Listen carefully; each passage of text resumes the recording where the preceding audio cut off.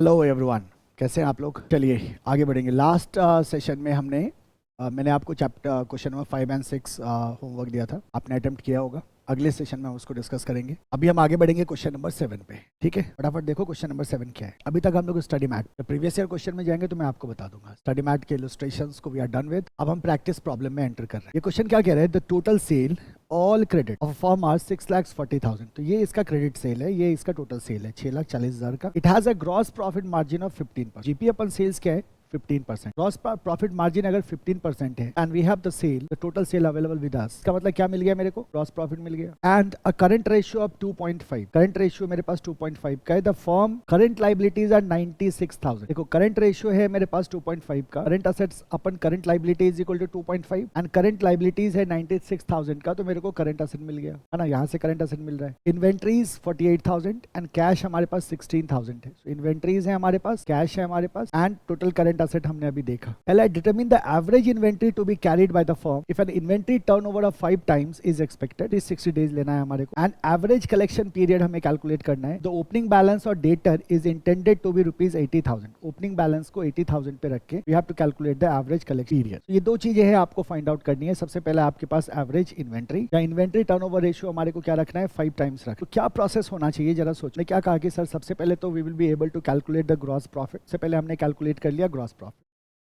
ठीक है, तो हम जानते हैं कि इधर जब हम इन्वेंट्री टर्नओवर रेशियो पे जाएंगे, इन्वेंट्री टर्नओवर रेशियो पे जाएंगे, इस पे 5 टाइम्स जो है ये मेरा होगा COGS अपन एवरेज इन्वेंट्री। मेरे को कैलकुलेट क्या करना है, एवरेज इन्वेंट्री कैलकुलेट करना है। बट हमारे पास COGS तो नहीं है। लेकिन देखो क्या मिला है हमें, यहाँ से मेरे पास ग्रॉस प्रॉफिट आ गया और सेल्स हमारे को गिवन है। Sales minus gross profit is equal to COGS। पहले भी देखा था हमने इसको, और जैसे ही मेरे पास COGS आ गया तो I can calculate the average inventory, है ना। तो पहला प्रॉब्लम सॉल्व। यस, पहले से शुरू करते हैं, पहले को सॉल्व करते हैं फिर दूसरे को देखेंगे। चलेंगे क्वेश्चन नंबर, देखो क्या है हमारे पास। यहाँ हमारे पास है जो सेल्स है, all sale is credit sale, वो है 640 का एंड ग्रॉस प्रॉफिट मार्जिन है 15%। 6,40,000 का हमारा टोटल सेल है। जीपी मार्जिन जो है दैट इज 15%, यानी कि GP upon sales is equal to 15% multiplied to 100 is equal to 15%। तो अपन इसको ऐसे कर देते हैं, GP upon 6,40,000 is equal to 15/100। Simplify कर लिया हमने।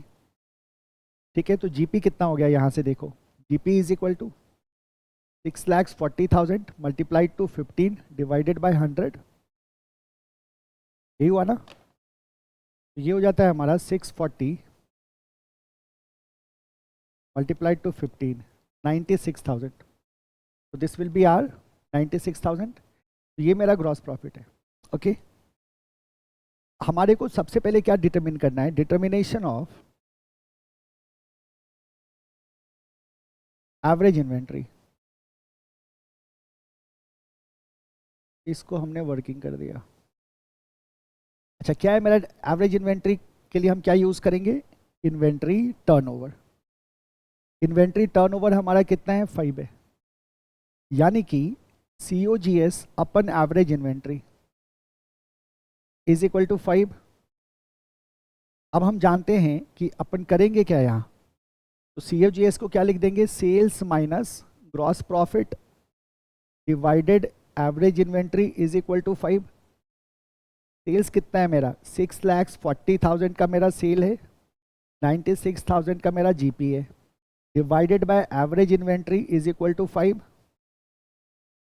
अब 6,40,000 का मेरा सेल है एंड 96,000 का मेरा जीपी है, तो ये हो जाता है 5,44,000 divided by 5 is equal to average inventory.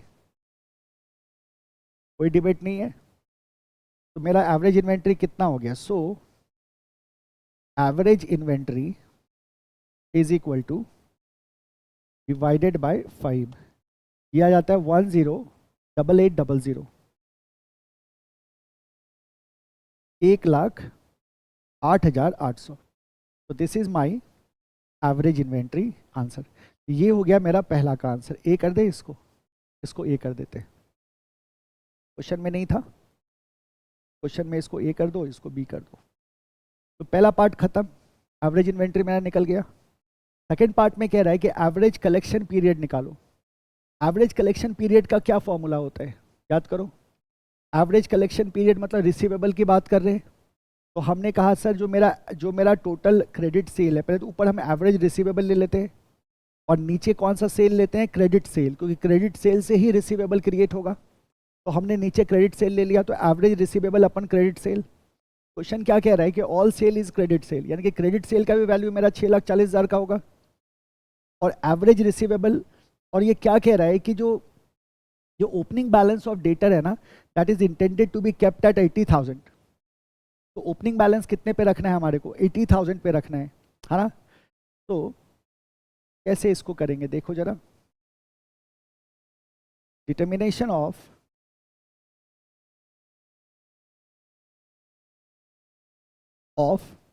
Average collection period, यही है क्वेश्चन। एवरेज कलेक्शन पीरियड हमें क्या करना है, डिटरमिन करना है। तो हम जब हम फॉर्मूला लेके आते हैं, तो जो मेरा एवरेज कलेक्शन पीरियड का फॉर्मूला है, that will be equal to average receivable divided by credit sale, और 360 डेज बोला है इन्होंने, तो multiplied to 360 days.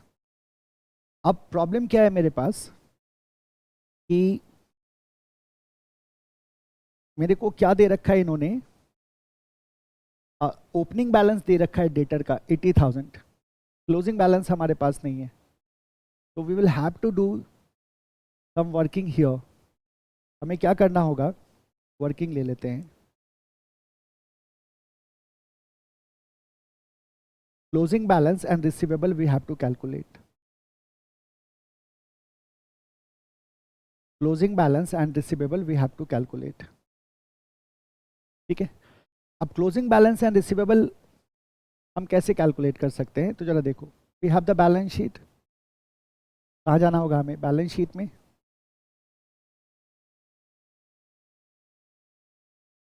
Liability side का हमें काम नहीं है, तो सबसे पहले क्या आ गया मेरे पास, fix assets.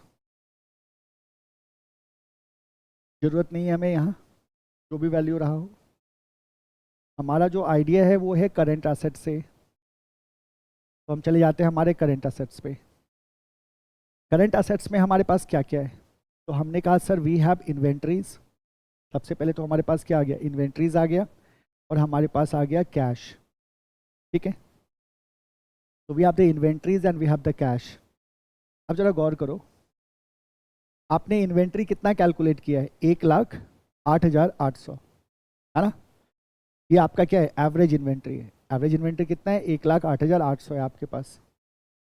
Current ratio form का कितना है, 2.5, एंड करंट लाइबिलिटी कितना है, 96,000।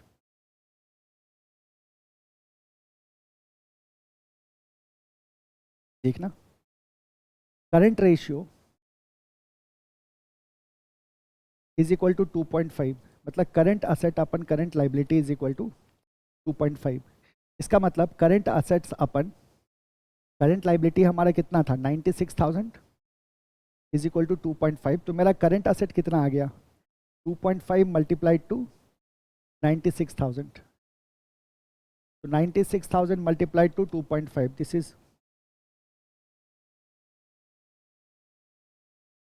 2,40,000। तो 2,40,000 का मेरा टोटल क्या है, मेरा टोटल करंट असेट है। जो मेरा करंट असेट है 2,40,000 का टोटल करंट असेट है, यानी कि मेरे पास इन्वेंट्रीज हैं, मेरे पास कैश हैं, मेरे पास उसके बाद आ जाएगा receivable, and the total is going to be 2,40,000। Total is going to be 2,40,000, ठीक है। अब क्वेश्चन में हमारे पास गिवन है, इन्वेंट्री भी गिवन है और कैश भी गिवन है। देखते हैं क्या क्या वैल्यू है मेरे पास। देखो, इन्वेंट्रीज है 48,000 का, इन्वेंट्री है 48,000 का, और कैश है 16,000 का। सो 48,000 एंड 16,000, ये मेरा क्या है, गिवन है। इसको हम लेके चले जाते हैं हमारे बैलेंस शीट में। तो इन्वेंट्रीज है 48,000 का, कैश है 16,000 का, एंड टोटल है 2,40,000। तो what will be the receivable here? तो मेरा रिसीवेबल क्या हो जाएगा? तो ये हो जाएगा मेरा 2,40,000 minus 48,000 minus 16,000, this goes to 1,76,000। तो 1,76,000 मेरा क्या हो जाएगा? रिसीवेबल हो जाएगा 1,76,000, है ना। जहाँ हमने क्या कहा हियर, जो रिसीवेबल है मेरा is equal to current assets minus inventory minus cash. तो करेंट असेट मेरा कितना है टोटल? 2,40,000 माइनस इन्वेंट्री कितना है 48,000 माइनस कैश कितना है 16,000, सो टोटल गोज टू 1,76,000। ये मेरा क्या आ गया? रिसीवेबल आ गया। नाउ सी दिस, अब ये मेरे को ज़रूरत है, इसकी ज़रूरत होगी हमें, इसकी ज़रूरत इसलिए होगी कि इसके बिना हम इस फॉर्मूला को एग्जीक्यूट नहीं कर पाएंगे। तो we have the receivable now, that is 1,76,000, ठीक है। ये मेरा रिसीवेबल है। ये कौन सा बैलेंस होगा बताओ रिसीवेबल का? हम कहते हैं sir this is your closing balance. कौन सा बैलेंस है आपका? This is your closing balance. अच्छा, ओपनिंग बैलेंस दे रखा है इन्होंने क्वेश्चन में, देखो। तो opening balance of debtor is intended to be kept at 80,000। तो ओपनिंग बैलेंस गिवन है। तो नाउ